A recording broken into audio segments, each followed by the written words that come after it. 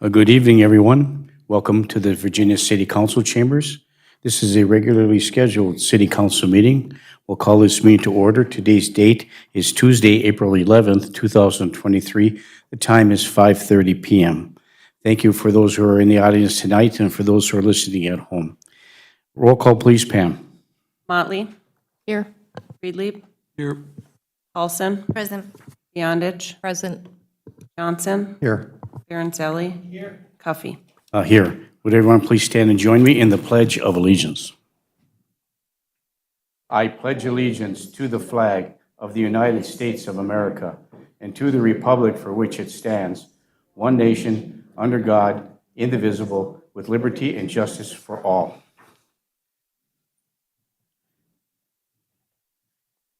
Okay, thank you. Item number 3.1 is a proclamation. As we all know and the public knows, from time to time, we create a public publication and a proclamation for very special events that are going on within the community. And this is another one of those very special events, actually a milestone in our community.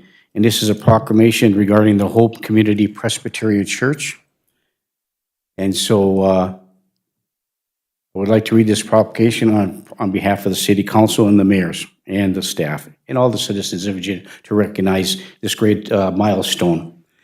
April 23rd, 2023 marks the 100th year of this historic building in Virginia.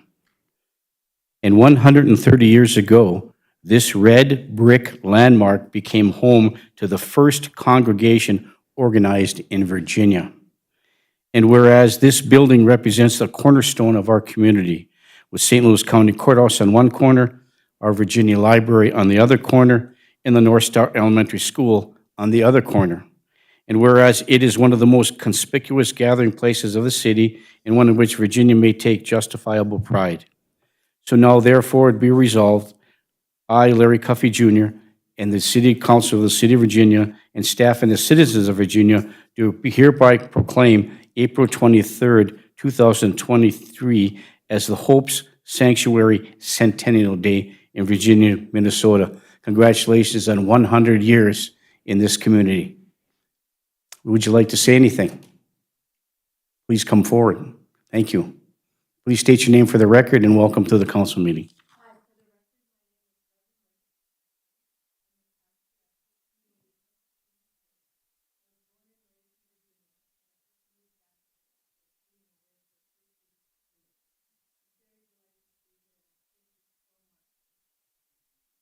Welcome home.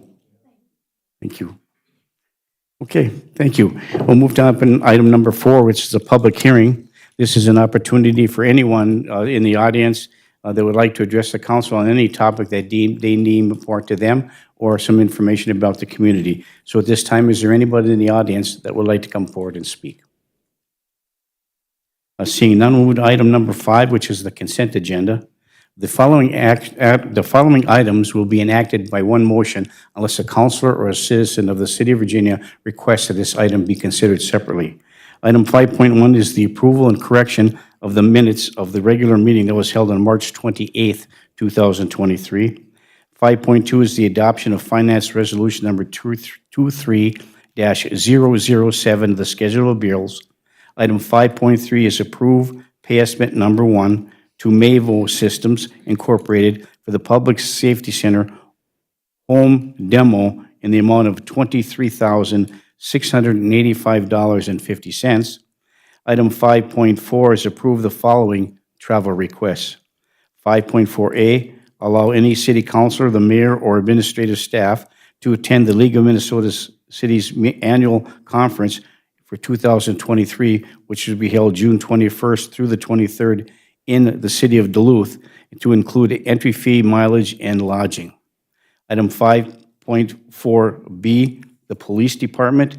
B1, Officer Tyler Rooney to attend the Minnesota BCA DMT-G certification course May 17th through 18th in 2023 in St. Paul at a cost of $1,336.49. This is a course that will certify an operator to testify in court on any issues related to drug and alcohol testing in court action. Item 5.42, B2, Max Olson to attend the Crisis Intervention Training April 24th through the 27th in Duluth, Minnesota at a cost of $654.50.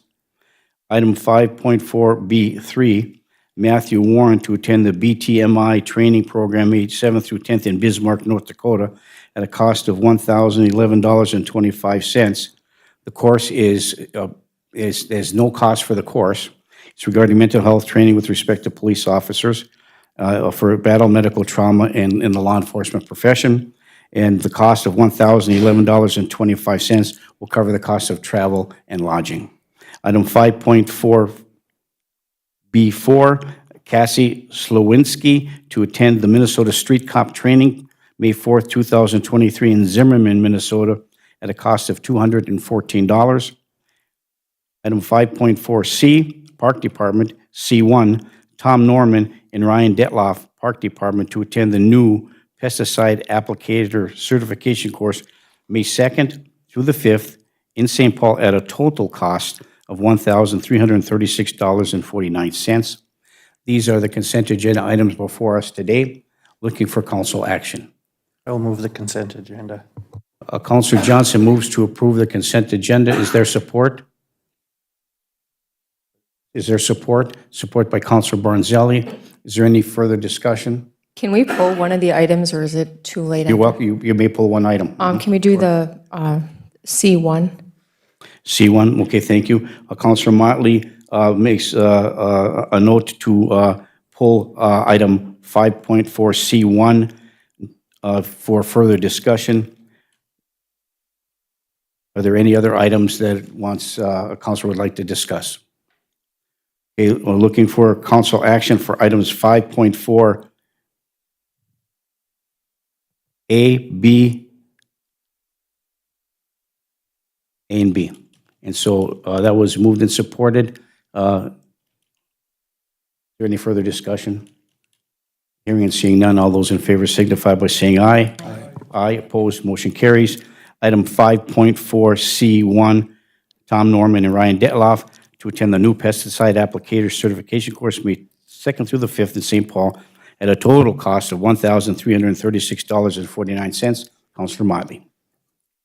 So I know we had a meeting a couple weeks ago about approving one or two others, I can't remember exact number, on the same thing, but I really struggle with sending these guys down when the head of our Parks and Rec says they don't need this to do their job. And I understand we're in a union job and everything, but is there any way we can halt continually sending these guys for this pesticide training until maybe we talk to the union rep?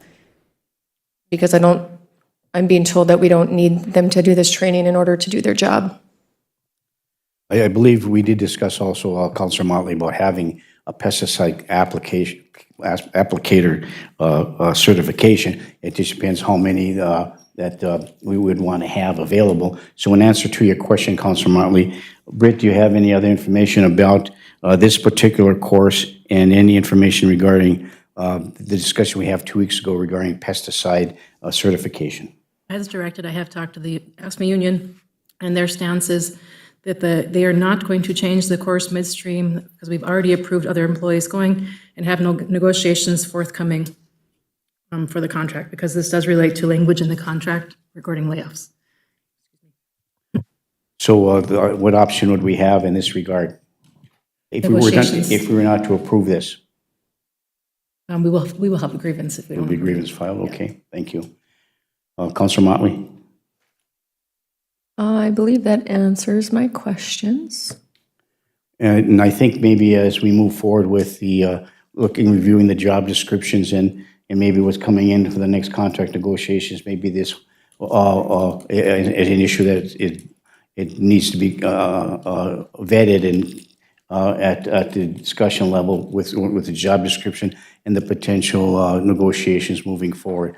And I think maybe staff would be directed in which to do so. Do we ever, does the union ever reopen negotiations when there's a cost being spent on city taxpayers' money on something they don't necessarily need for training, but it's in the union contract? Do they ever reopen something up and allow us to maybe renegotiate taking it out? Is that ever something that's been done with the city? So if I may, Britt, contract negotiations can be reopened either by the employer or by the bargaining unit. When one can request to open a contract for further discussion, it may not be that might not be the only item that's open. So when you open up the contract, you basically open it up for other discussions as well in other parts of the contract. But we can do that. We could open the contract, or they could request to open the contract. If we do not approve this, based upon the information from our city administrator, then there may be agreements that would file, and that may trigger some additional discussion regarding this issue. If this doesn't pass and they file a grievance, is that what would ultimately open this back up, the contract up, or no? Or that's not how? No. No, grievances don't open the contract. Okay, This particular issue okay, wouldn't open up the entire contract. thank you. Does that answer your question? I think so. Councilor Paulson? Thank you, Mayor. I don't agree. I feel like we did have this discussion. It was stated that we already have currently, I believe, 14 employees that have this pesticide licensure. My question, the 2 employees that are asking for this travel request, how long have they been employees in the city of Virginia, in the park department? I'm not sure how long Mr. Norman has been, but Sherry might be able to answer that. I know Mr. Detloff has been here for quite a while. Sherry, do you have any knowledge or information on the approximate tenure from Mr. Norman and Mr. Detloff? Tom Norman started out as a rec assistant, so he's been here about 3 years. And Ryan Detloff has been here since, I think, 2014. So what this, He's just moving into the park department. He's been working in Public Works for the last how many years? And now he's moving into the park department. okay, so the last request came in and it was under the Iron Trail Motors Event Center. This is coming under the park department. And the way that I read the contract is that it's not necessary for their employment. So I don't know, when the union rep was here, the union rep, Mr. Dronko, agreed that they don't want to take, we have enough licenses to cover this. So, and if there's anyone that should be filing a grievance, I mean, I think the city should be filing a grievance because the last one that we approved was over $2,000. I believe it was $2,160 something dollars for that employee to go because it says, well, personnel need to be replaced at a cost to the city, and the answer was yes. And the total cost on that, I believe, was $854. So now you're telling me that 2 people can go for $1,300. So there's something that doesn't sound quite right to me here, and unless and until we have the conversation, we can limit the licenses. We can say we only need such and such license or licensing, but I believe that's under, I don't know if it's under minimum qualifications in there. But when the union rep was here and represented that they would be fine with that, and now we're being told that there would be a grievance coming forward, I think that's misrepresenting. But at this point, I'm not going to approve this because these 2 people have been employed by the city of Virginia for a long time. This is a new applicator license. The contract expires by the end of this year, and I don't think this is an acceptable expenditure at this time. Thank you. And Mayor, if I may clarify, these yes, employees have just moved to the park department. They have not been in that department prior. And there's nothing in the contract or in the job description that states they need to have it immediately. So I disagree with that. Thank you. Okay, thank you, Councilor Paulson. Any other Councilor questions or comments? Councilor Beyondich. Thank you. And after reviewing this, I did pull the job description for this, and it's a minimum qualification on this. So does everybody that fall into this, do they all carry every qualification under minimum? Yes. Except for the pesticide license, which is only offered twice a year, May and June. Okay, thank you. Thank you, Councilor Beyondich. So in regards to item 5.4C1, is there any further discussion looking for council action regarding C1. And so, Councilor Johnson. I will move 5.4C1 for approval. Councilor Johnson moves 5.4C1 for approval. Is there support? A support by Councilor Freely for further discussion. Councilor Freely. Each year, I'm sure there's budget appropriated accordingly for continuing education. So would this expense put us over the amount that was budgeted accordingly, or are we within the budget that we set? Sherry? Without checking that individual line item for the park department, I cannot answer that. I'm sure that it's new in the year. We haven't had too many in the park department for training, but I'll have to look to see where he's coded some other training. Did these individuals receive letters, though, previously indicating that they needed to get this certification in order to maintain their positions? And that letter was sent because, what purpose? I mean, it was because of the contractual obligations? When they move into the position, they have 6 months to get their pesticide license. And so we can revisit this at the next round of negotiations as to whether or not this is a legitimate and justifiable continuing expense? Correct, because there is a history to this in past negotiations. When we let the golf course go to private management, this licensure was tied to the golf course originally. And when we let private contractors take over the golf course and had no longer city employees running the golf course, as part of the negotiations, we agreed that we would still get our park department staff certified with the pesticide licenses. And so that in a case of layoff, all the golf course independent contractors have to be laid off also, and all park staff goes to the golf course, But ultimately, these guys are attending this to, meet their qualifications of their job. right, and to answer the edict that was sent. Correct. Okay, thanks. Thank you, Councilor Freely. Any additional comments? Councilor Motley. I just want to remind the council, a couple weeks ago, when Brian Silver, who's the head of the Parks and Recs Department, which these employees fall underneath him, he's been here a little over 4 years, and I asked him at that meeting how many of his employees in his little over 4 years of working for the city of Virginia have used this pesticide while working in the job in the city of Virginia, and he said 0. So again, I stand with holding firm, and I do not think we need to send more of these guys in for pesticide training when they won't be using it. Thank you.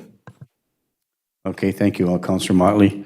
So we still haven't, we have been moved and supported to approve these two employees to attend the pesticide applicator certification course. Is there any further discussion? Is there any further discussion? All those in favor signify by saying aye. Aye. Opposed? No. No. Roll call, please.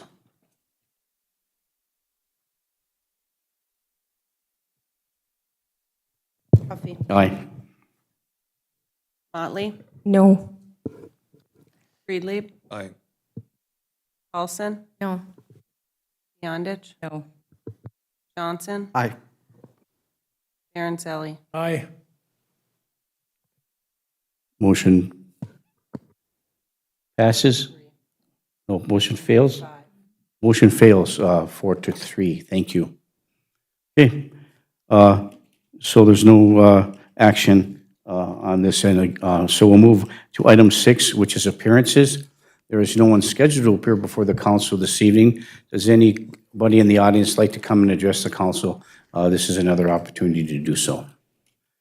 Seeing none, we'll move to item 7, which is unfinished business. The property at 410 5th Street South, the snail continues to move in the direction that we want it to, and I believe we have some additional information about the status of this particular court action, and could you please provide that to us? Yes, the current matter is set on for an evidentiary hearing on June 1st. June 1st for evidentiary hearing. Correct. Okay. Oh, I'm sorry, I just said the evidentiary hearing is set for June 1st. Yes. Yeah, evidentiary hearing set for June 1st. Very good, thank you. And an evidentiary hearing is to hear both sides of the story and the issues regarding, and the judge determines each side provides evidence at that hearing, and then the judge takes it under advisement to act upon that information regarding a ruling on that. Is that correct? Yeah, that's correct. So both sides would present evidence to the judge, and then the judge would decide whether to proceed further or not based on that evidence. Okay, thank you. Any questions from the council first? Mr. and Mrs. Kingsley, anything that you'd like to add? Okay. Any other counselor, any staff with respect to this? Okay, evidence you're hearing set for June 1st here in Virginia. Correct. Okay, thank you. Item 7.2, the clinic lease. We continue to work on Correct. negotiations and talks with the Essentia about the fixtures of the building itself, and move toward a potential discussion about the status of that lease and the status of the occupancy of that lease. Does anybody have any questions about that? Councilor Beyondich. Thank you. When is the last time we've had contact or any movement on this? Is anything really, Yeah, I reported about a month ago, I think it was a month ago, that we had a meeting to talk about the dollar amounts that we had available in the fund, and they're working on, internally on their side of what they're working on. Because remember, the lease, once it expires, they still have to continue to pay the monthly amount while they're occupying the building. okay, thank you. There will never be a period where we're not getting rent from them. Okay, thank you. Thank you, Britt. Thank you, Councilor Beyondich. Councilor Freely. Can I take one step back to the 410 issue? Sure. So the evidentiary hearing is something that's going to be held at the courthouse in front of a judge? Correct. I'll let the city attorney answer that. Yes, that's correct. It might be on Zoom. I would have to double check on that, but either way, it's in front of a Virginia judge. And so then the Kingsleys would have the right to come and provide their evidence as well as the city would provide their evidence? Or who would be representing the city? I believe Mr. Lindsay would appear on behalf of the city for this. Thank you much. Okay, thank you. Thank you, Councilor Freely. Okay, any further action or requests regarding item 7.1 or 7.2? Yes, Mr. Kingsley, if you would like to please come forward.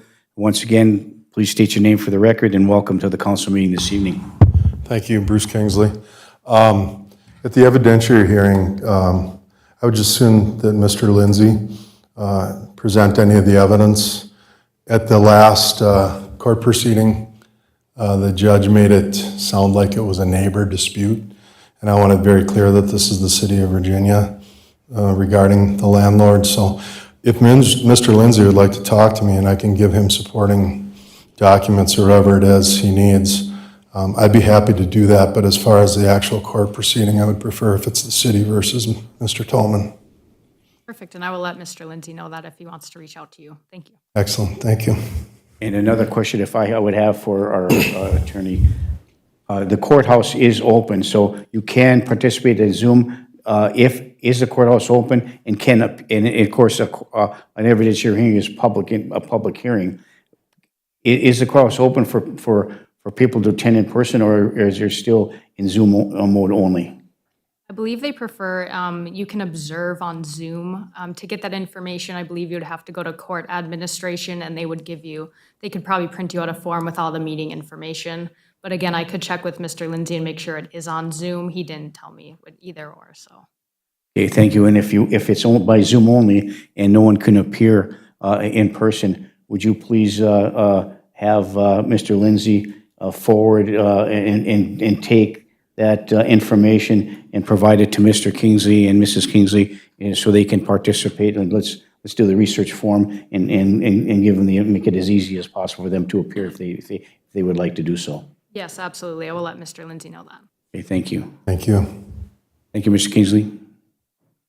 Okay, anything else regarding the property at 410 Fifth Street South or the clinic lease? Okay, move to item 7.3, the rental code ordinance. We do have it.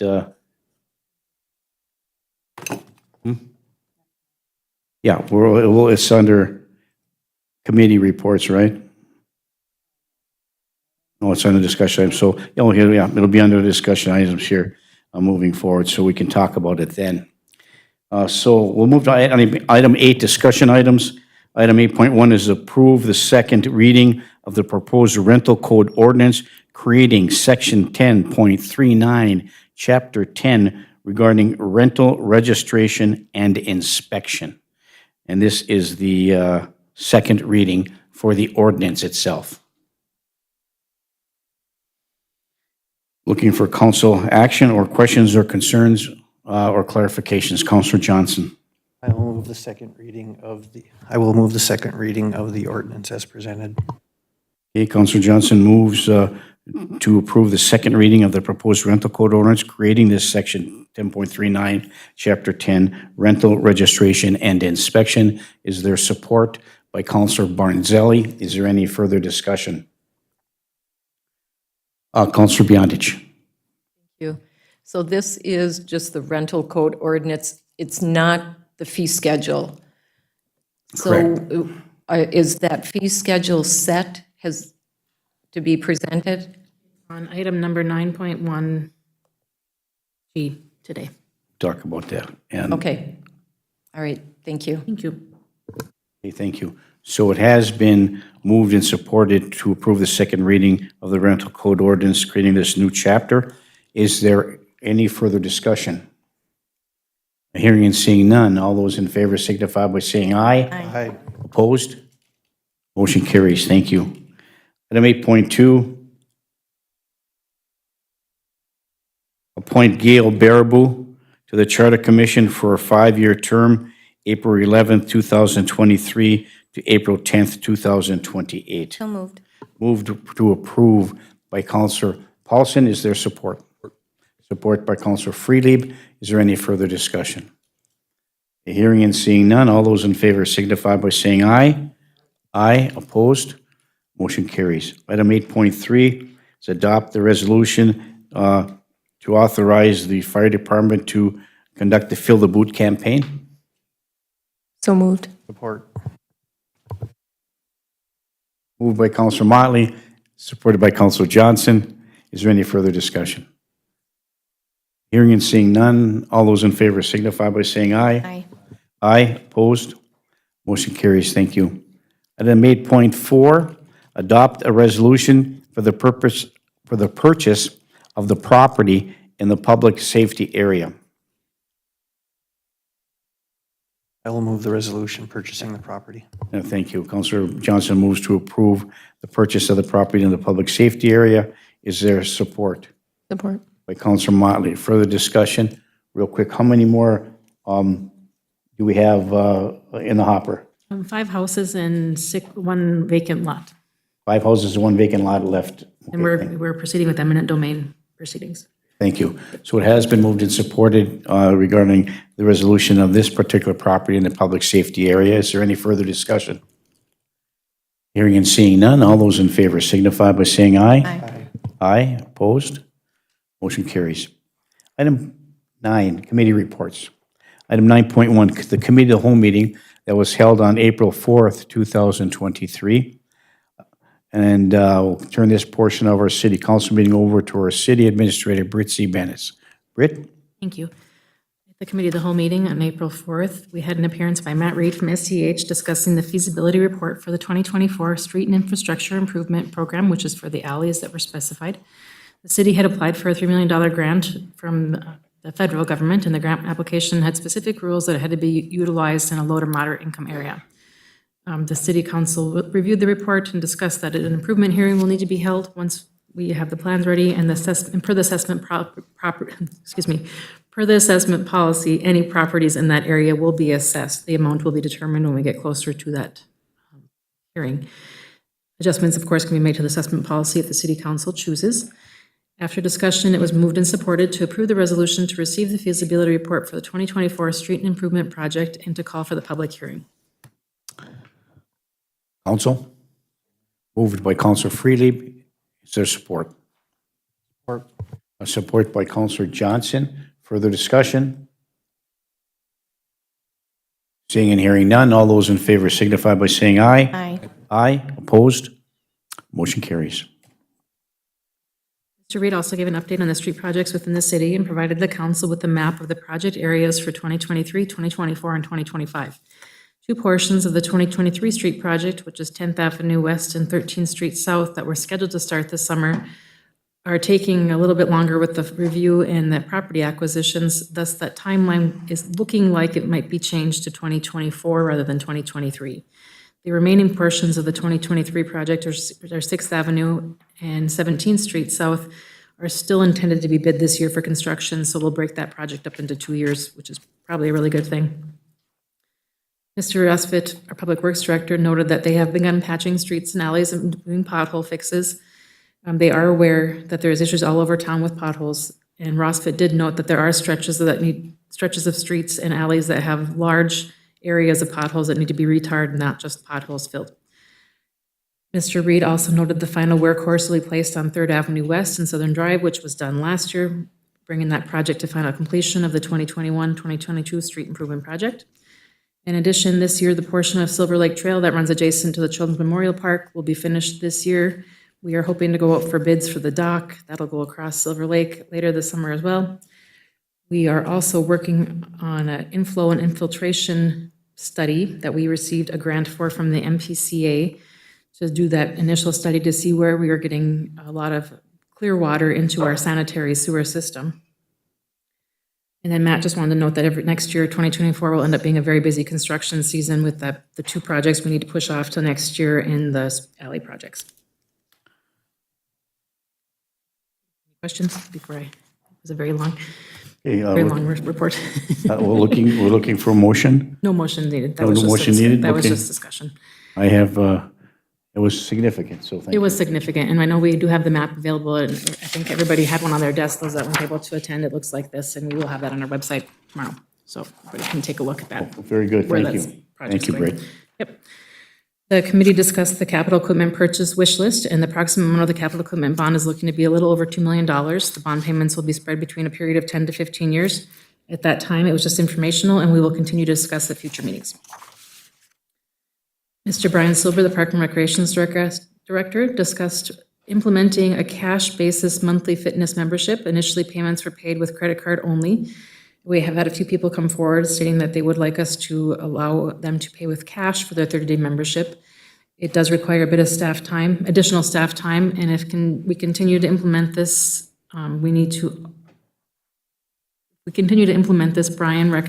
Silver recommended, we institute a higher price for those that have the cash fee, because it does involve a little more work. After further discussion, it was moved and supported to create a cash policy for fitness memberships and present the rates that support the policy. So moved. Move to approve by Counselor Johnson. Is there support? By Counselor Barnzelli. Is there any further discussion? Counselor Paulson? Thank you, Mayor. I was not at that meeting, but I did watch it on YouTube. And I feel like this, the conversation seemed a little petty to me, that it takes extra staff time to make change.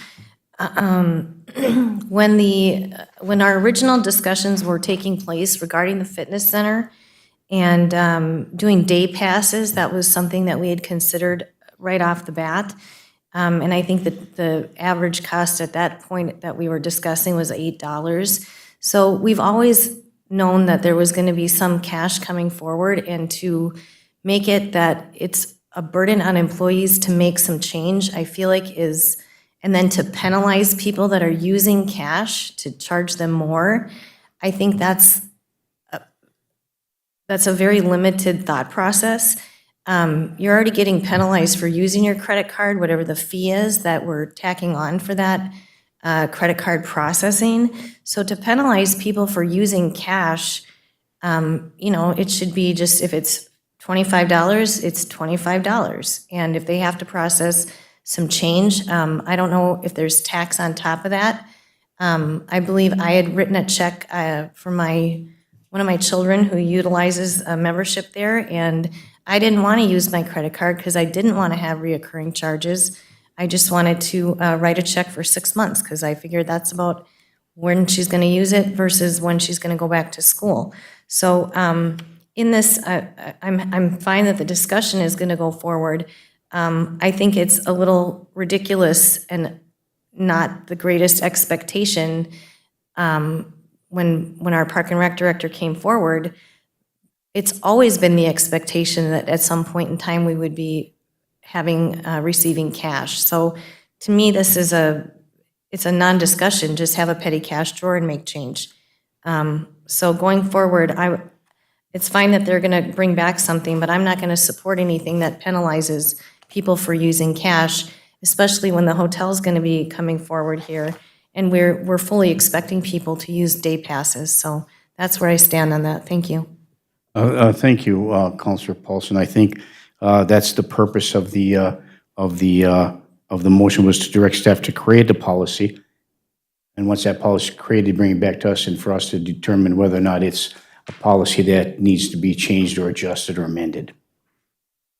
So thank you for that, Councillor Paulson. We need a motion on that, correct? So we need a motion. We have a motion on the floor in a second, I'm sorry. So is there any further discussion? This is, again, the motion to direct staff to create this cash policy and present the rates that supports that policy to the council for vetting. Is there any further discussion? Hearing and seeing none, all those in favor signify by saying aye. Aye. Aye, opposed? Motion carries. Thank you. Thank you. Councilor Friedley reviewed the recommendation from the Personnel Committee for the airport assistance and the request for an addendum to the letter of understanding. It was noted that the increase to the stipend from Marfiotti from the airport board feels is justifiable. Councilor Beyondich did question whether the stipend is for the hours worked or the overall increase to the wage. I noted that it is a stipend added on to the base wage as per the letter of understanding. After further discussion, it was moved and supported to approve the increase of $1.25 per hour to the current base wage for the airport assistant, and the addendum is in your packet. Thank So you. moved. Moved to approve by Councillor Johnson. Is there support? By Councillor Friedlieb. Is there any further discussion? Hearing and seeing none, I'm sorry, Councillor Beyondich.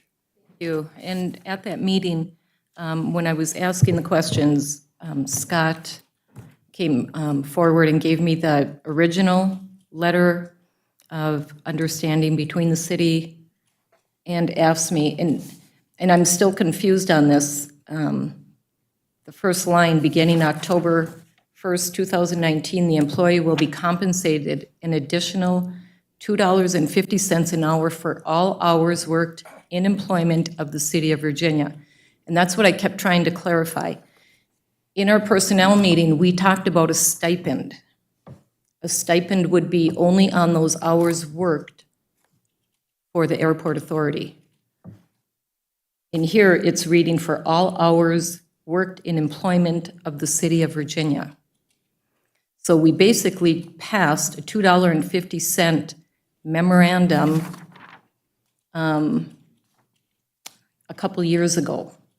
And that's what I'm going back to. It's like, okay, what are we doing? Because my understanding with all of these things coming from the airport, working for the airport authority, is the now $1.25 should just be for the hours worked for the airport authority. In here, it's reading for all hours worked in employment of the city of Virginia. So I need clarification on this. Are the hours actually, is she clocking? To me, it's just messy. It's like the job grew from when it started. And as I think Councillor Johnson had stated at that meeting, her duties have increased. So with those increased duties, is she taking time out of the city of Virginia? She's being paid, from what I'm reading here, for all hours in the employment of the city of Virginia. That's what that $1.25 and the previous $2.50 are, is we put it on her base wage. not for just the airport authority hours. What is the dollar amount? You're shaking your head, yes, so I am correct in that. So we did it on all city hours worked, not just the airport authority hours. That's where I have an issue. The stipend, I fully, she does wonderful work for the airport authority, but that's what the money should be for, the airport authority, not for the overall employment for the city of Virginia, because now you have an employee that's working 8 hours a day and getting that full stipend. I don't have an issue that I agree, she works very hard, but I think we've muddied the waters on how this is being done. In my opinion, this should be separate. It should be separate from a city employee job. The airport authority should be paying a person to do this work. It doesn't matter who it is. But we are now paying her the additional on all City of Virginia duties. And that was my concern when I read the minutes. And that's why I questioned it. And that's why I have an issue with it. What the airport authority takes in from money from Virginia and from Evelyn goes into a pot, correct? That is given to the City of Virginia to pay for our employee. I think that's too muddy. I think the airport authority, that should be separate than a City of Virginia employee. That's my opinion, and I'd welcome any conversation on this. Okay, thank you, Counselor Beyondich. So was this a recommendation that came out of personnel? Thank you. Counselor Thank you, Mayor. Counselor Paulson. Thank you, Mayor. Yeah. The recommendation that came from our Personnel Committee meeting was to the additional $1.25 an hour on the hours that she works at the airport authority, not on, Chris had it broken out for all of us, how many hours she works and what her extra duties are. And the $1.25 an hour was based on the up to 30 hours per month that she works there, not, I would never have approved it as a base onto her original, like for the overall working. No, what came out of that meeting was to approve, I mean, correct me if I'm wrong, I was the chair of the meeting. What we had discussed was that $1.25 was for her airport duties up to 30 hours per month. So I don't know how this got changed the way it's changed right now, but I won't vote for this the way it is because that's not what we recommended going forward. And if that was what the intention was, I would have voted it down at the committee level. So I mean, Chris is amazing. She does amazing work. But we were told that whatever that overage, what we were told in the meeting is that there was overage from what Evelyn contributes and Virginia contributes goes into the pot, like Councilor Beyondich is saying. And then from there, it's paid to Chris for what the duties that she is performing. And I have absolutely no problem giving her the full whatever that overage is. But in that meeting, it was specifically for the hours worked at the airport, not overall on her. I think that's maybe why we had the word stipend going forward, because it's not on her base wage for everything she does in the city of Virginia. So I don't know how that got transposed from what we originally brought forward. I have no idea, but that's not what I voted on.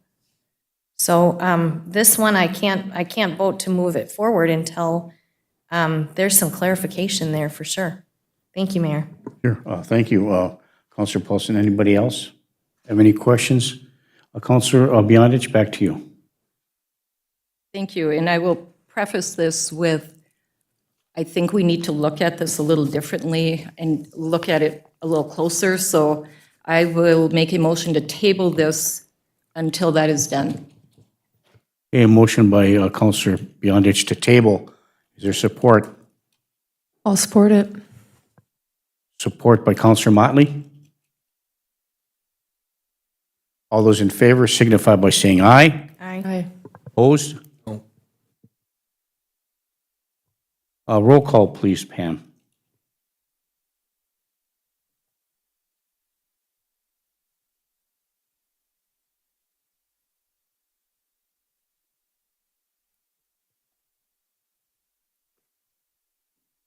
Motley, Yes. Excuse me, no. I'm, table. I voted to table it. You're voting to table. Correct. Okay, that'll be a yes. Yes to tabling. Yes to table. Thank you. Friedlieb, No. Paulson, Yes. Beyondich, Yes. Johnson, No. Aaron Sally, Duffy,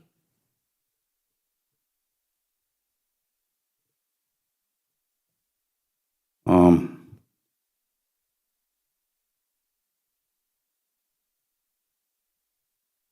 yes. 4-3, 4 ayes. Okay. Yeah, okay. It's been tabled till we, I think it has to go back to personnel. Come back with a, anyway, okay, next item. Thank you. Excuse me. The next item was moved and supported to approve the request to close the 100 block of Chestnut Street on Saturday, June 17th, 2023, from 5 p.m. to 8 p.m. for a 20-year class reunion. So moved. Move to approve by Counselor Johnson. Is there support? By Counselor Beyondich. Is there any further discussion? Hearing and seeing none, all those in favor signify by saying aye. Aye. Aye, opposed? Motion carries. It was moved and supported to approve the request to close the library on Tuesday, May 9th, 2023, at 5 p.m. so that the staff could attend the Friends of the Library annual meeting. So moved. Move to approve by Counselor Johnson. Is there support?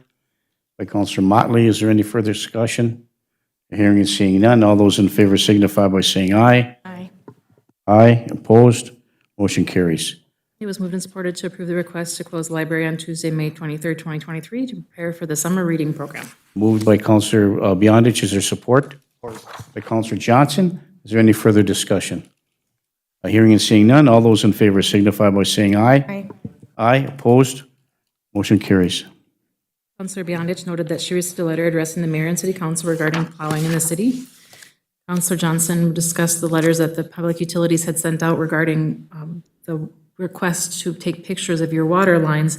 I did speak to the utilities at the request of the council, and it is a federally mandated thing because of the Flint, Michigan lead problem. They are making every municipality determine how many lead connections do you have. So working with the state of Minnesota and the federal government, they said instead of spending staff money on sending staff to every one of these houses, start off by sending a letter and asking people to submit their pictures. And then when you have a list where you stopped getting the pictures in, then you start contacting them saying, do you have questions? Do you want us to come do it for you? Can you send it to us? So this is why they're doing it this way, because this is the recommendation from the state and from the federal government. Thank you, Brett. Yep, you're welcome. Okay, yes, thank you. Any other questions about that? Counselor Freely. Will residents then be compelled at their own expense to change? At this time, this is just the federal government trying to ascertain how many lead lines are out there in the world. Thank you. Britt? Thank you. The council at the committee of the whole meeting reviewed the updated rental code and fee schedule. It was discussed and was held regarding it, and the resolution setting the fee structure for the rental code ordinance was approved. And if I can continue, Mayor, excuse me. If I may continue. At the previous committee of the whole meeting, council had asked me to verify the number of rentals in our area. So I did contact both public utilities, and I contacted the St. Louis County assessor, and they gave me a very large list of, it was almost 3,000 parcels that were non-homesteaded in Virginia. I removed the ones that were garages, the ones that were sheds, the ones that were slabs, the ones that would not be occupiable space, and we ended up with quite a large list of almost approximately what we believe over 900 rentals in Virginia. And we don't know exactly, but it's a pretty close figure of 915 according to Yep, the. those are the non-homesteaded residential properties. Very good, thank you. And so could some of those non-residential homestead properties, what would likely be a small percentage, those who are homesteading a property up on Lake Vermilion and still maintaining a home in town would be a non-homesteaded piece of property? Correct. So there may be a few of those that have a place in Minneapolis or on Lake Vermilion, And so they can't homestead this one here. You can only homestead one property in Minnesota. Correct, yes, thank you.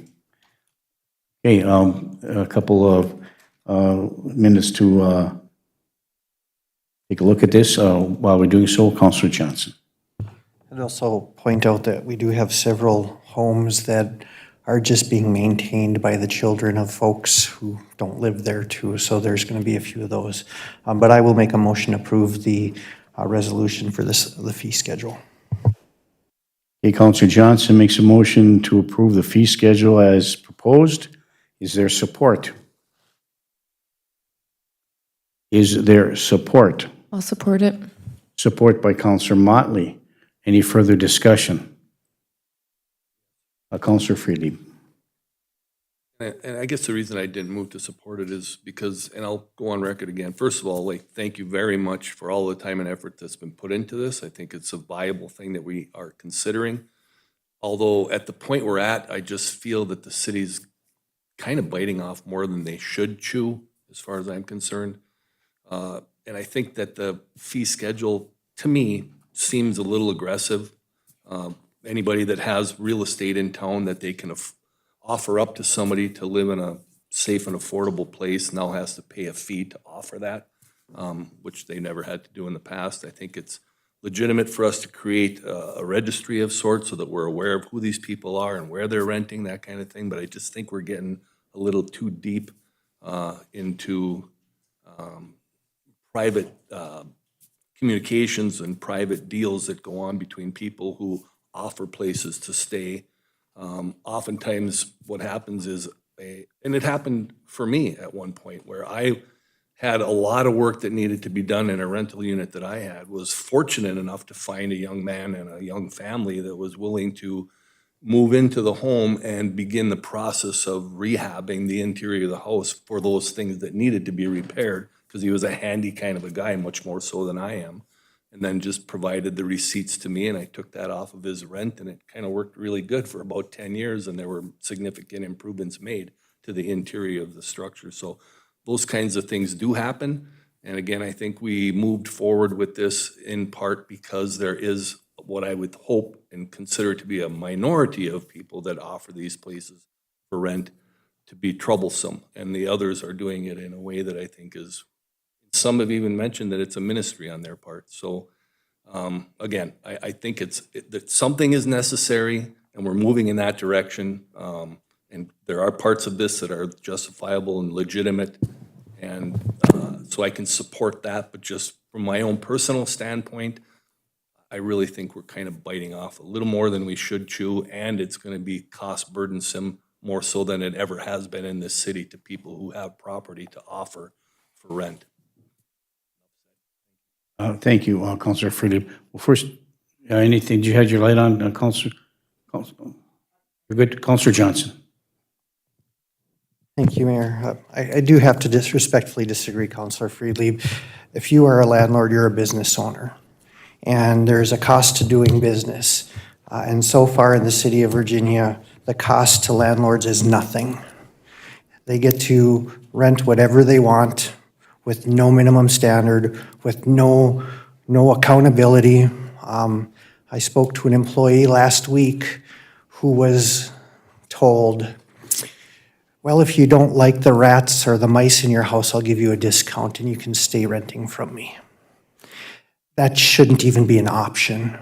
That someone even thought that it was okay to offer one of our employees, and they were not an employee at the time, but I'm just trying to prove a point, that wasn't even entered into their mind that they could lower somebody's rent because of mice living in the house as well. It is just blows my mind. The number of quality landlords in this town is grossly misrepresented by the 3 or 4 people that come here.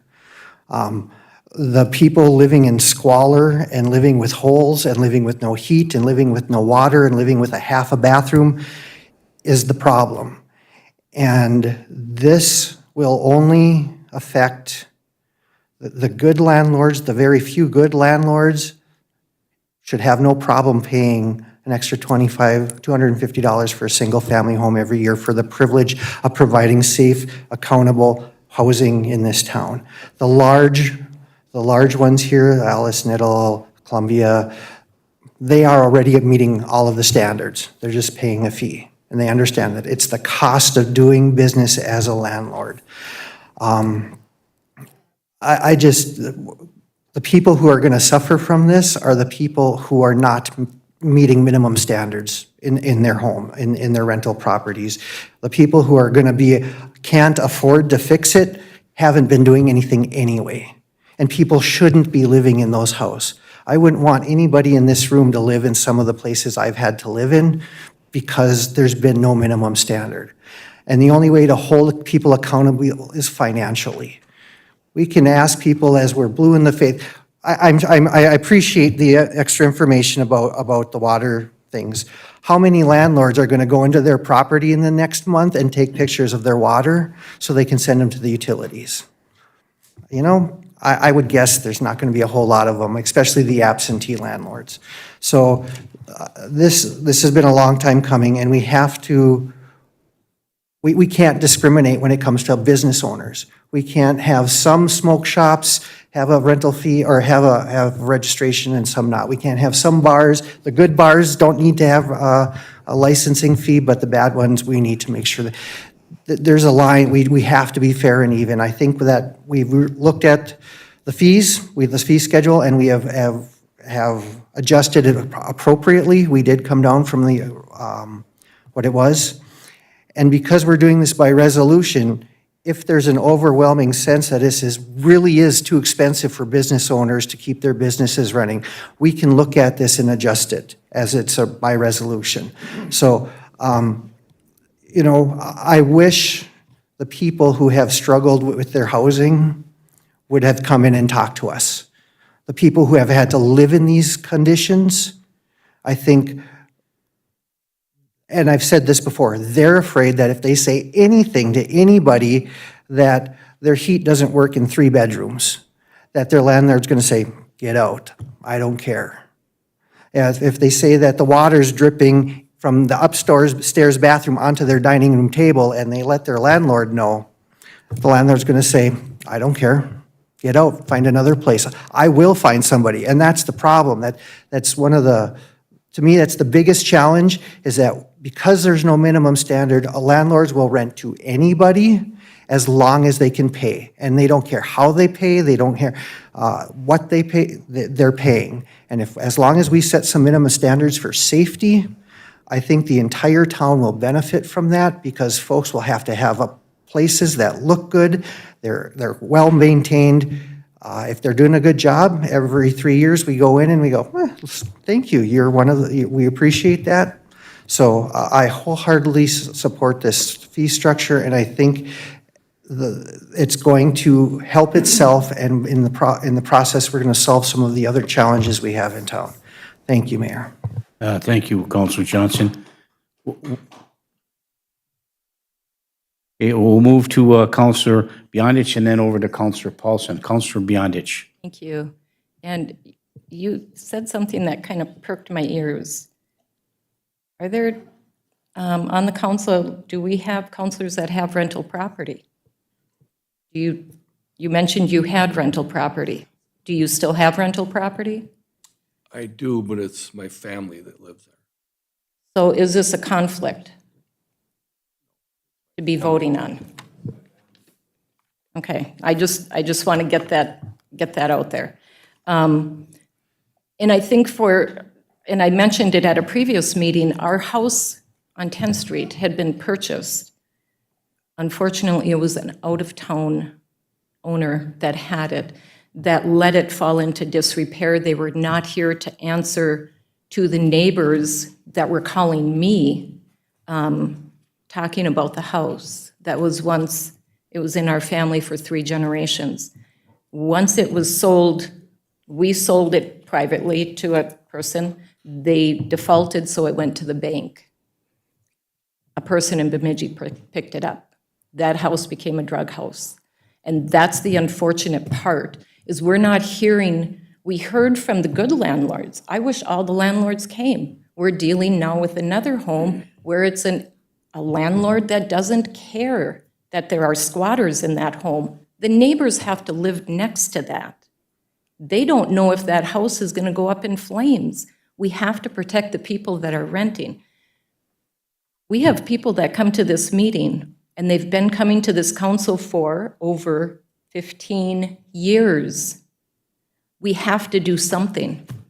We have to do something. So I'm in full support. I have talked to the landlords that have come here to our meetings. I talked to them afterwards. And as Councilor Johnson had said, how do you disconnect the good and the bad? Unfortunately, it takes a few bad to ruin it for the good. And that's what's happened. They've taken advantage. They've used the system, and our constituents, our taxpayers of Virginia have paid the price. So I applaud all of them that showed up at the meetings and all the people that do well. I don't think this is too much to ask. It is a cost of doing business. When you've had a business, you have to pay the cost of doing business. To ensure people's safety is all I'm looking for. And it's not that the city is out to make money. That's not what this is about. We need to try to fix things. Thank you. Thank you, Councilor Beyondich. Councilor Paulson. Thank you, Mayor. And I just want to go back to what's in our packet versus what Britt had just emailed us, kind of the updated for 2022, the non-homestead. And thank you for providing that, because it is significantly different on the one unit. It has significantly increased since 2014. Significant. So just for the public's information, back in 2014, one unit, estimated number of one unit locations in the city of Virginia was 186, and now the estimated number of locations is 591. So there are quite a number of them, and I think that this is the reason we developed the rental code ordinance is for the protection of the tenants, as well as the neighborhood and as well as everybody. I mean, it needed to happen. I think the fee schedule, I just wanted one clarification, if I may, on the fee schedule itself. So these are based upon unit number of units. So like the HRA, the ones that are larger, it's not going to be a per apartment, like you're not paying the same rate. It's an overall building rate. And so that's much more manageable for any businesses that are renting actual apartment units or in a complex. So it's not as cumbersome. I don't know what if it washes out to approximately the same. It was. And we 250. did have, for us too, it's not cumbersome for us then. We're not having to worry, did we get building A, B, and forgot C? It's Pine Mill Court is my example I was using, is that is a location, and the number of units are total among that location. And so I guess the last question I had, just for clarification, so when we go in to do the inspection process, will it just be kind of a random sampling of those that have, say 11 to 100 units? Will it be kind of just a random sampling? And those ones that were specific, the very large ones, are all HUD inspected. So we will probably take the HUD inspection and then do random sampling to verify that Okay. what the HUD says is what we've got. Okay, And so that we will use that information for them. okay.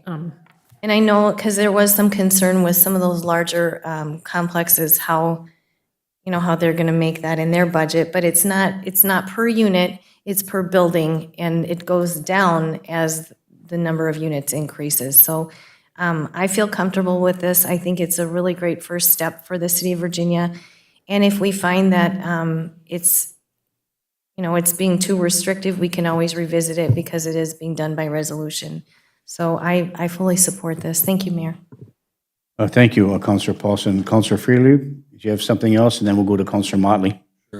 Steve, you do speak informedly and experientially with regard to this circumstance, which I can't draw on. I guess I have a naivety to that, and I apologize for that. But at the same time,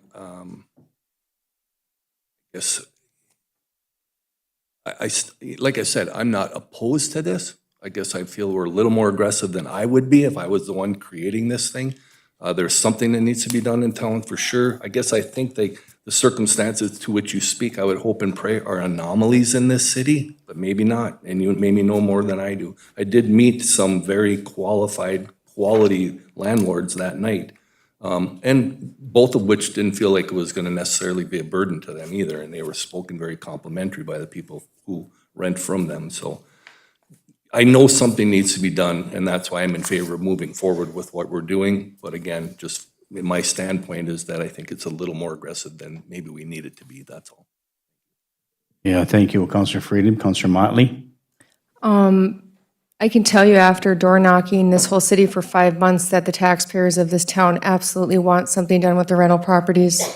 So I think this absolutely falls in line with step one of trying to find a way to clean this city up. I never realized I had my own opinion on the rental properties after working 17 years in the Virginia hospital, continually scanning, CT scanning, drug overdose, and everything else that is living in the rental properties. And I had my own opinions on the rental properties, and then after door knocking, my opinions were validated by the taxpayers that gave me their time. So I will always support anything and hope with this rental code ordinance and the fees, which I feel are fair, that this does something to clean up our city. And to the landlords that may be watching, the more units you have, the less amount of money you pay. So we are trying to find a way to make this work without you feeling like we are trying to make a profit on you. So, thank you, Mayor. Thank you, Councillor Motley. So I guess I'll throw my 2 cents in too. So the ordinance is set. There's codicils in the ordinance that gives a requirement for the landlords to comply with not only that, but the 2017 Property Preservation and Maintenance Code. I get that. And looking at the fees, I think the fees, as they've been adjusted, are necessary in order to accomplish the goals and objectives that we have for a safe and secure housing environment for the city of Virginia, particularly when it comes to the rentals, obviously. For me, I think this is a document that may have to have adjustments in the future. And what I'd like to see, once we implement this thing, when the new landlords come in and once this inspection process comes forward, I think we have to have a way, some kind of something in that ordinance or in the fee schedule that would incentivize some of these landlords who have been very responsible.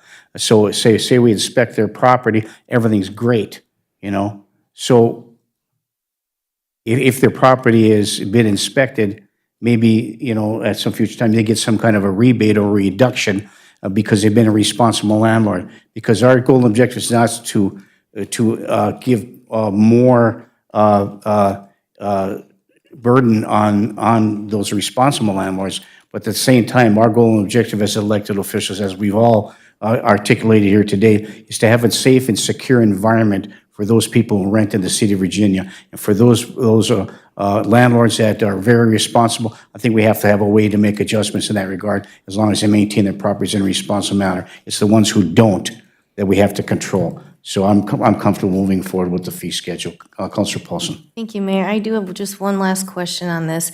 In the packet, it says adopt the resolution setting the fee structure for the rental code ordinance, and then it says first reading. Are we creating an ordinance with this fee schedule? And do we need 2 readings in order to do a fee schedule? Well, it is a resolution, so we could adopt it tonight. At the discussion at the committee of the whole, we talked about taking a slower process with this. So that happened at the It was the intent committee? to let it have discussion today. Everybody think about it a couple more weeks, and then we'll come back and we'll do the final approval. Okay, so we're not creating an ordinance with this, we're just doing a first reading and a second reading in order to give a little bit more time to process through it. Correct, Okay. correct. And to Okay. make sure we have anything, there was one thing I did throw out at the committee of the whole meeting, that if Grand Rapids, what they did was that first 6-month period, if you got your application in the first 6 months, they waived your inspection, your first year's fee. And then with the note, we received your application, we'll get to your inspection when we can. Okay. So that might be something we might want to look at, just for those that, the really good people like Larry's kind of talking about, that, because we know there's going to be some people that are going to try to slide through and not get any inspections, but this will hopefully incentivize them to come in and get it done, at least register right away. I appreciate that.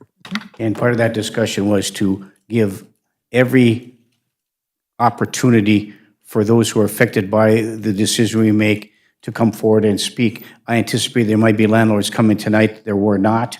And so we can adopt this resolution tonight, or we can wait and do it at the next council meeting. But here we are to take council action. I think everybody's spoken eloquently about the need for the ordinance, the need to adopt the fee schedule, the need to hold those landlords who are not responsible accountable for providing a safe and secure living experience for everybody that they rent to in the city of Virginia, and those who are not need to be held accountable for that. And I think that's a goal and objective for the purpose of this entire process. So thank you. So any council action today? Councilor Johnson.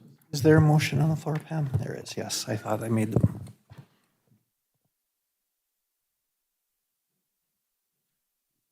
Yeah. There's a motion and a second. Is there any further discussion? Councilor Friedlieb.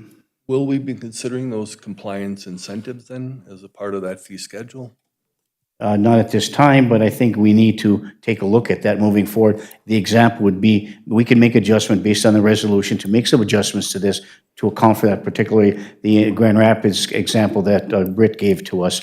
We could still do that, but at the same time, holding together, you know, the structure of the fees and the ordinance itself in place, and can make an adjustment or a modification here and there. But the fee schedule stands as opposed, and we can make adjustments if we deem appropriate to do so. Is that correct, Britt? Okay, thank you. We'll say thank you. So it has been moved and supported. Is there any further discussion? Hearing and seeing none, all those in favor signify by saying aye. Aye. Aye, opposed? Motion carries. Thank you, everybody. Huh? That's it? Nope, we're done. We made the approval. Okay. So, thank you. Thank you. At the Committee of the Whole meeting, we had discussion regarding the proposed amendment to Chapter 10 of the City Code, which would be adding Section 10.39 entitled Tetrahydrocannabinol, I can't say that word, I'm sorry, products, THC products. We had great discussion, and we did leave it that we were going to be talking about it for further discussion at another meeting, not today's meeting. Yes, We additionally had discussion regarding the zoning ordinance that was proposed, that would be for Chapter 11 land use regulations that would address the medical distribution center and also sales and manufacturing. And again, that ordinance was going to be brought forward at a separate meeting. And which we'll continue to vet. I think it's important for us to do so. Continue to discuss. And just as part of that discussion, there is a tobacco shop in Virginia that, you know, is awaiting for a decision that we make with respect to this, has now expanded their business to other communities where it's legal to do so. And so one in Hibbing, one in Mountain Iron. So as we continue to move forward, you know, I think it's our duty and responsibility, and I think we discussed it at length at the council meeting, that we still need to vet this out and find out what the best way to go with respect to zoning of this. And there's been some adjustments made, so I think it bodes for more discussion and drill down a little bit. As Councilor Paulson would say, we need to drill down a little bit more about this. So, Councilor Paulson. Thank you, Mayor. Again, I was not in attendance of the Committee of the Whole meeting, but I did watch it. It would be my request, Mayor, that as the discussion continues, it was specified that it was zoning districts B1 and B2 are the districts where this possible activity would be occurring. And I feel it is only fair to include any and all business owners in B1 and B2 districts to get feedback from those districts, since no gas stations, no liquor stores, but it would be in a B1, B2 zone. And I am just want to, for my own, I guess on the record, I just want to say it's very disappointing to me that the Planning and Zoning Commission has gone forward in taking the lead on this without having any type of information from those who would possibly be affected by any decision that this body would make. So going forward, I don't know if I need to make a motion on that tonight, but going forward, it would be my expectation that any and all business owners in B1 or B2 districts would be included by invitation to a discussion regarding this topic. Yes, and I think that's what we anticipated we're going to be doing here in the future. A couple of things for us to consider as we move forward are the legislative session is underway, and the legalizing of personal use marijuana is speeding through the legislature as we speak, and there's a strong likelihood that that's going to pass. Not for sure, but it might pass. And in addition to that, you mentioned liquor stores. There's a separate statute that prohibits liquor stores from selling that product regardless if it's made legal or not. However, there's also legislation being pursued to change and make adjustments to that state liquor law in order to give them the ability and the authority to be able to sell the products if it's properly zoned within whatever the municipality is. So yes, we need to talk about it some more, and I would anticipate that we should wait, talk about it, continue to talk about it before we make a decision, see where this lands, you know, how this legislation passes, so that when we put this THC ordinance together, it would be all-inclusive. We would know what the liquor statute, if that was changed, and whether or not this THC product for personal use marijuana will pass, because the products now, the CBD and the THC seltzers and those kind of things, but that would be all-inclusive with respect to the to our ordinance as we discuss it further. And I'm looking for additional verification through our city attorney, if we may, about the tax collection of these products. Now, other states collect a tax for that, but I believe, and I'm asking for clarification, it's my understanding that it falls under the tobacco statute, and of course, tobacco, you don't pay sales tax. We don't get sales tax revenue from that. So I don't know where that's coming from, but we'll wait to see on that. So those are the three major issues that I think we have to continue to find out what comes out to the legislature before we move forward any further with this. And then once we get that information, and then I think, Councilor Paulson, to your point, we can, you know, have a big meeting about that. Does that make sense? Councilor Johnson?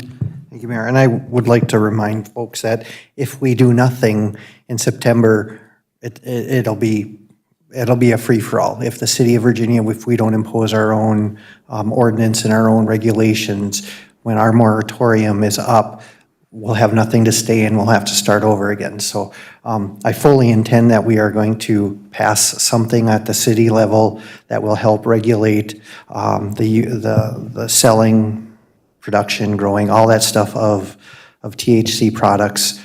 But it takes time. We want to get this right the first time. And I've had feedback about, if you're not going to do anything, don't do anything. But that's not what this is about. This is about getting it right so that we can make sure folks are safe. We know where it is. The police can regulate the few spots that we're going to allow it. So as we're moving forward with this, my intention is to pass some sort of ordinance that will help keep our citizens safe, as well as provide for an opportunity for small businesses to make some money and provide a service that is wanted by a lot of people in the area. So there's a delicate balance that I'm working on for myself as we move forward. Yeah, and it's not just the retail sales, it's the potential manufacturing as well. So those that would all go part of the regulation and how we zone things. Britt, is there anything else? In the meeting, we did have a brief discussion on the skateboard park. A location has not been determined, but when we do get a location that seems to be feasible, the full council will need to make that determination that they want that there. Okay. And then that was the last item on the agenda. Okay, thank you. Okay, we will move to item 10 on the agenda, Commission Liaison Reports. Does any councilor have a report they'd like to give, a Commission Liaison report this evening? Seeing none, we'll go to department head reports. Does any department head would like to give a report this evening? We know that the library is busy working on different things. They're closing the library for getting prepared for the summer reading and all those kind of things. So Jody, thank you very much for doing that. A lot of hustle and bustle going on over there. Any other department head report? Anybody on the department will give a report? Pam? Thank you, Mayor. Just want to remind the council that Thursday, April 13th at 9 a.m., we will have our Board of Appeals meeting here at the council chambers, and Councilor Johnson and Councilor Friedlieb are both certified, but we do need a quorum, so we will have to have at least 4. Thursday. Thursday's coming Thursday. And so, and I know that the two of you are trained. I took the examination and certification for that as well, and last week, so that I will be eligible to be certified next year. So that we'll have a balance there. So we have staggering terms there. So, okay. So Thursday at 9 a.m. Do we have a list of anybody that wants to come to the appeal process? Can you give us an idea? I only had about 6 sent to me for the county. I'm not sure how many the county has. She did not tell me. Yeah, I don't know. I had 23 emails and phone calls regarding that, and I don't believe there's one supportive discussion about the way the county has assessed the properties, and so we'll see how many people show up at the county. So I guess we'll be prepared for a long day, maybe.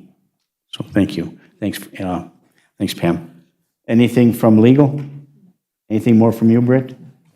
Sherry? Okay, thank you. I just want to say real quick, I read an article, and I gave it to Jim Rosvit on the call of the patch machine to patch potholes. It's very expensive, but it's kind of unique how it does. It's very expensive, but it can be operated computer-wise, where they drive over a series of potholes. The computer identifies the potholes, the circumference of the potholes, and dispenses the necessary whatever material you're going to put in there, and compresses it, and it's like an iron, and it flattens it all down. And then you can move on to the next section and the next section. So Jim will probably be taking a look at that. And the reason I bring that up is because I've been getting calls, and I'm sure you all have, over the course of the last couple of months, and I call it the 3 Ps, okay? Potholes, parking, and pigeons. Okay, a lot of calls about those things. And to let the public know, hey, the Christmas lights are down, okay, so you don't have to call about that. But, right, I mean, they're down. It took a while to get them down because Jim explained everything, and we sent a lot of emails out for that. But they've done an outstanding job. We're moving forward with our summer projects. But it's all about priorities. And so they are out right now patching holes. They have hot mix. They're moving as fast as they can with the crew that we have. And please be patient, particularly in the areas where there's a multiple amount of potholes, 6th Avenue North, which they've done. So they're working. So please have some patience. But if you have any major potholes that is creating a hazard to your vehicle or whatever the case may be, and I know there was a gentleman on a bicycle that hit a pothole, and over the handlebars he went and got hurt. Called Jim Rosvit. He sent a crew over there immediately and patched the hole, cleaned it all up, and the gentleman was happy about that. So, but they're working on it, so please be patient. But if you have a concern, please do not hesitate to call our Public Works Department so they can come out and take a look. And Jim and his crew are very good about coming out and speaking to each individual resident, looking at the problem, determining how they can resolve it and prioritize the emergency ones. So that telephone number is 218-748-7515. That's 218-748-7515. Either Chris or Jim or somebody of the crew will answer your question and come up and take a look at your issue. So thank you, everybody, for your patience in doing that. Councilor Johnson. Thank you, Mayor. Are we on? Yeah, we're on council reports? reports. There you go. A couple things. One, I'm going to be calling a Buildings and Grounds Committee on Tuesday, the 25th at 3:30. Britt has said there's some things we need to talk about in general. So for those, Carl and Maya on that committee, it'll be before the city council meeting on the same night. So we'll be sending out a notification for that later. The second thing I want to bring up is you brought up Chris at Public Works, who usually does the phone calls. She not only is great at the airport, but she's phenomenal at what she does at Public Works. So when somebody calls and she gives them an answer, oftentimes they want to hear it from Jim as well. And he's just repeating what she's saying because they work so closely together. So I just want to give a shout out to Chris on her knowledge of not only what happens, she keeps the place running, but she's also out on trucks and doing a great job for Public Works. So she does know what she's saying when you ask her questions. It'll save you some time if you believe her instead of having to wait for Jim to call you back. And the last thing I want to talk about is the Virginia Police Department put on their Facebook page this week a little reminder because the snow's melting, and because I know not everybody's on Facebook, I'd like to read it this evening so other folks have an understanding. From the Virginia Police Department, fortunately, it looks like the weather has finally taken a turn in the right direction. Spring has sprung, and now those banks are receding. One of the unfortunate parts of spring is the appearance of hypodermic needles that have been discarded on our streets, alleys, and sidewalks. Please consider having a conversation with your children about the dangers associated with hypodermic needles. Kids are curious by nature. Show them the pictures of the hypodermic needles look like. Inform them about what they can do if they find a needle. Ask them to leave the needle where they found it and tell an adult. There's proper ways to dispose of them, and there's a link here. I live on 8th Street. There's a lot of foot traffic on 8th Street, and when we find them in our yard, what I usually do is get an old Coke bottle and don't touch it, and I just put it in the Coke bottle, screw the cap on it, and put it in the garbage. I do want to point out, though, that not all hypodermic needles are because of drugs. Sometimes people are because of diabetes, other things, but it's something that we're working on. Well, it has to be a community effort to clean it up. It's just like the trash that's out in my front yard. Every day I pick up a little bit more because the snow is receding. So it takes all of us to take some time to clean up a couple things, and if everybody did a little bit, it's great. My canisters in my alley, all of them this weekend were overflowing, so tonight after my meeting, I'm gonna go up and pick up all the extra garbage that's been put out there. It's spring. Our crews do the best they can. They will make special stops, as the mayor has told us before. Let them know that your canister, if your pickup day is, mine's Tuesday, if it's full by Wednesday, you can let Public Works know, and they will make an attempt to get there and empty it before the weekend comes. So our staff really do the best they can, but as a community, we need to do some stuff ourselves to help keep the community looking clean and support the staff that are working. So those are my three things. Thank you, Mayor. Thank you, Councilor Johnson. Any other reports? Councilor Beyondich.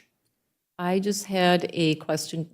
Are we able to put the agenda for our meetings on screen and do a split screen so people that are watching at home would be able to follow an agenda with our meeting?